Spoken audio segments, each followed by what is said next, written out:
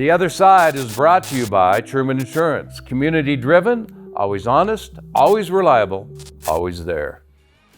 It's the league. So many changes, so many, they want to go in a different direction. Where do you want to see the league? What do you think the league needs to do to solidify itself? Well, I'm not making any of these decisions, so I don't want to act like I got all the answers. But Sure. I'm actually on board with the global. I think it's got a chance. The one thing I'd like to see for the next CBA is for the globals to compete on an equal playing field with everybody. Right now, they're categorized as international, so they're competing just against the American guys. That's tough sledding for those guys. The reason I like the global is I think our game, we just can't do the same things over and over. And I think it's cool. I see an NFL game is going on tonight down in Mexico. I think there's a chance to find some great athletes, and why not bring the CFL game to more people? The other side, though, I think you have to understand what makes our league unique. We've got to focus on some of those same things. I like 3-down football. I like the 5-yard halo rule. I like the way we manage our clock. Right now, it's not to me about the players as much as I really love the Canadian game. It's fast. Anybody can beat anybody.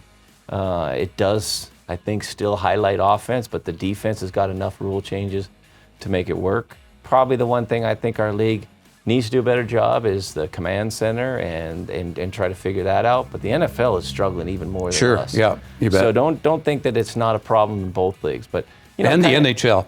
Yeah, and I mean, it's tough. Yeah. That's why I don't really have all the answers. I just complain. Yeah. But I think we can smooth out some of those things to make our game and hopefully the product even that much better. So it's good you can come to a show like this and complain, and you don't complain at home, so it's smooth waters. I complain at home, but I think I get more sympathy from you, Mike. I probably do. You get soft in your old age. There's pills for that, Oh boy! There you go. Were you around when we did Sports 11? I was. I was young. I probably said, "Who was that guy?" Yeah. With the Elvis hair. You guys, so to be honest, I loved it, and I still feel like I'm part of that kind of old school generation, the old generation. Yeah, like I still know who Jerry Forbes is. Yeah. Like some of Talk about old though, right? Well, he certainly.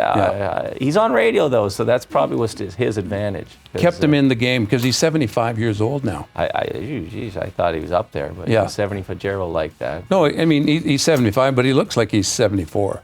And he's kind of pulled in Shelley for years, so it's a con job. How in the hell that worked, I don't know. I believe money's the greatest aphrodisiac out there. So, good job, Jerry. So who was making more money, Forbesy or Shelley? I think Shelley was. That I don't know. I guess probably not something that you just don't tell these type of things. But well, obviously Love doesn't ask for ID, or she would have kicked him out a long time ago. Eh? It's definitely we went a different path today, but all good. It's the last show of the year. Why not? I wanted to ask you something because the point I was making.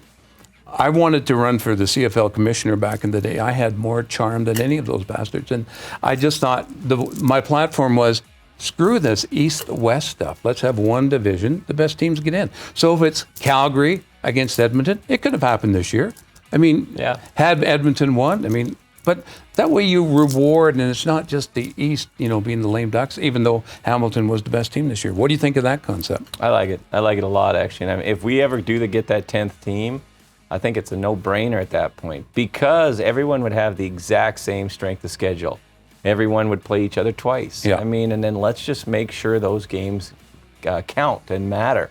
And I don't think, to be honest, people are that concerned on East versus West because if you look at the CFL fan in general, they're going to come support the game because they love the Canadian Football League, and they're going to cheer for usually anyone but Calgary. But honestly, they're going to be here and they're going to enjoy the game. And you still have some great fans across the board. Like I was pretty impressed with Montreal the way they came back this year.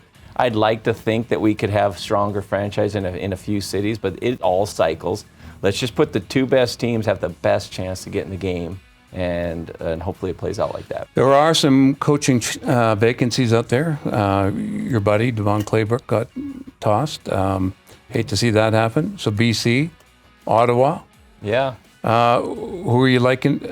You hear Paul LaPolice, his name come up a few times.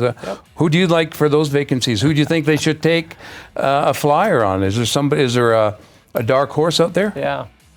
Well, I think I'm going to give you some scoop. I think there'll be at least one, if not two more free jobs as well. Oh, really? And I hate that as a coach Yeah. because even with Devon, I really feel like if you hire somebody, you should give them a year and a half. I do, but I wasn't there, so I can't tell you exactly what was going on. But you make big changes, and then you got to take a little bit of time. And I thought they were turning the corner. So I like Rick Campbell as a guy and as a head coach. I think he'll resurface. We'll see. The one guy I think that's going to get more love this year that people aren't talking about is Mark Washington from Hamilton. I think Mark has shown that he's a great coach. I love him as a guy, very honest, very motivated, smart, great family.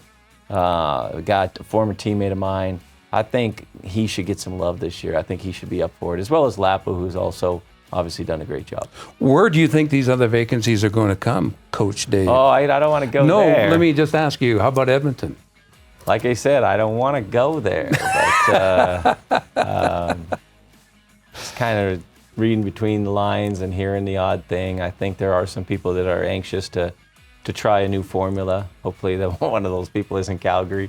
But there will be some changes. And that's not to say that that's a bad thing, but I do think coaches matter. I think continuity. I think that the people in the community know that the coaches are the ones that are usually locked in and live there. Our kids go to school. It's the hardest for us because, to be honest, when you get let go or fired, it affects more than just the person. So you never want to see someone lose their job. But I do think there's a little bit of unrest, and there's definitely some change that's happening in our league. Okay, one final question, because I know you'd like to take that set of underwear home, and we'll just let the rest go to the imagination of people watching. This year, when we started, I had a real concern with the quality of quarterbacks across the league. I just didn't think that we're deep enough. I didn't think they had good enough. And you and I have talked about this even in the NFL. There's not enough good quarterbacks. But if there's one thing that we've seen this year, the promise of a lot of young guys that have had to step up because of injuries, even with your situation, because you got Nick Arbuckle, and he's a free agent, right?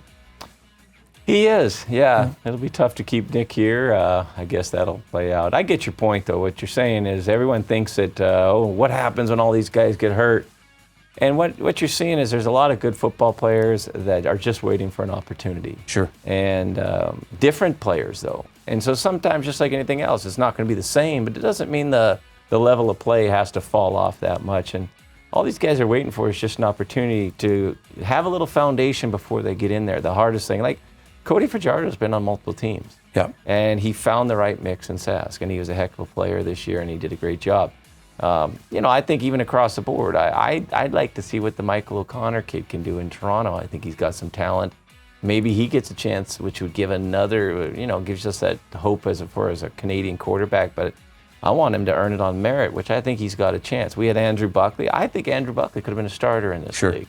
So there's guys out there, they just have to grow into it, and they have to get their flow.